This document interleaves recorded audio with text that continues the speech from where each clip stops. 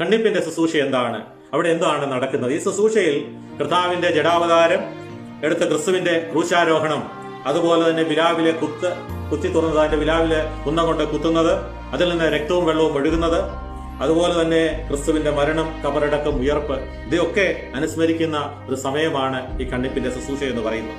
അപ്പോൾ ഈ ശുശ്രൂഷയിലെ കാര്യങ്ങളെല്ലാം തന്നെ പുത്രൻ തമ്പുരാനെ മാത്രം പ്രത്യേകമായി പരാമർശിക്കുന്നതായ രഹസ്യങ്ങളാണ്.